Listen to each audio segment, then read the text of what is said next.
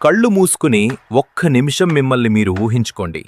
మీరు ఒక అత్యున్నతమైన భయంకరమైన కోర్టు బోనులో నిలబడి ఉన్నారు. మీ మీద మోపబడిన నేరాలకు సంబంధించిన ఆధారాలు నిఖరంగా ఉన్నాయి. ఆ నేరారోపణలను మీరు అస్సలు తిరస్కరించలేరు.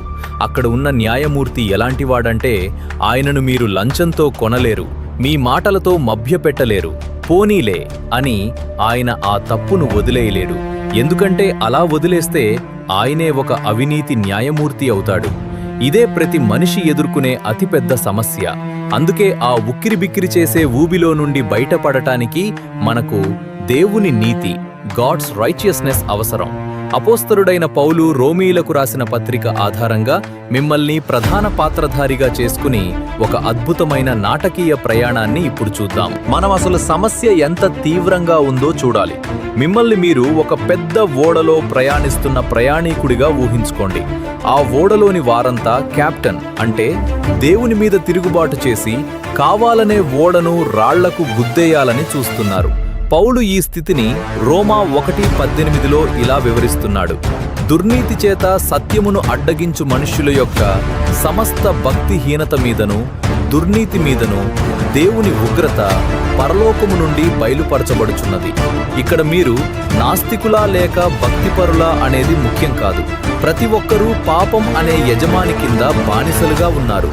దేవుని ధర్మశాస్త్రం మనకు బయటపడే నిచ్చెన ఇవ్వదు.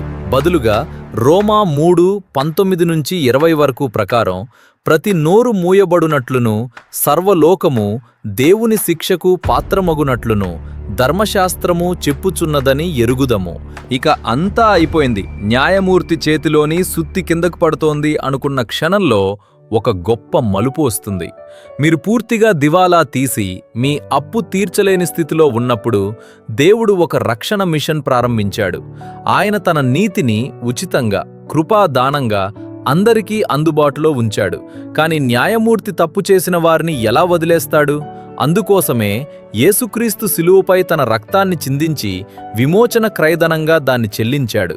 ఈ శిలువ దేవుడు పాపానికి శిక్ష విధించే న్యాయవంతునిగా, అలాగే యేసుక్రీస్తులో విశ్వాసముంచిన వారిని నీతిమంతులుగా ప్రకటించువానిగా ఉన్నాడని నిరూపించింది. నిర్దోషిగా కోర్టు నుండి బయటకు వచ్చాక మీకు ఒక గొప్ప అభయం దొరుకుతుంది.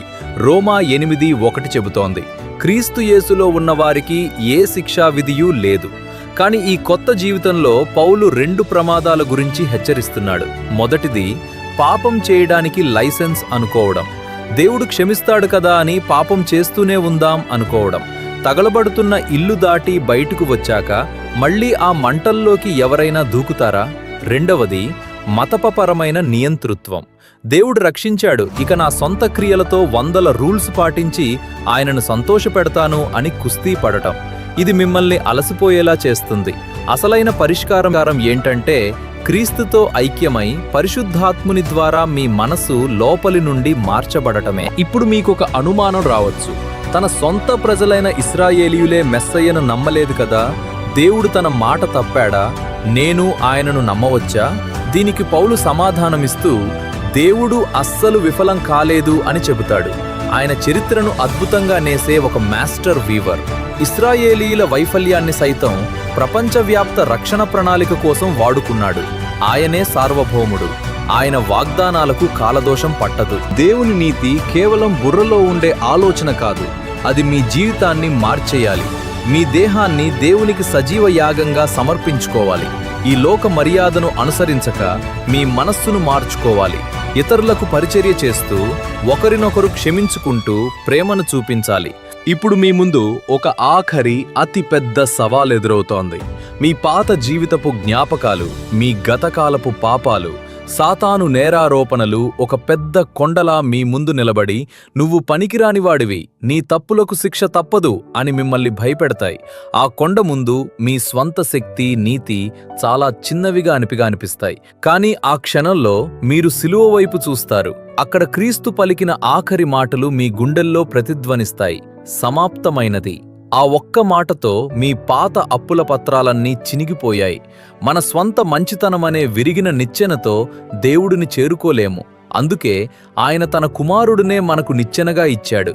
కోర్టు రూంలో ప్రారంభమైన నిర్దోషి అనే తీర్పు ఇప్పుడు మీ జీవితాన్ని సజీవంగా మార్చివేసి మిమ్మల్ని విజేతగా నిలబెడుతుంది. అందుకే పౌలు రోమీయులకు రాసిన పత్రిక 8వ అధ్యాయం 37వ వచనంలో ముగిస్తూ ప్రకటించినట్లు, మనలను ప్రేమించిన వాని ద్వారా మనము వీటన్నిటిలోనూ అత్యధిక విజయము పొందుచున్నాము.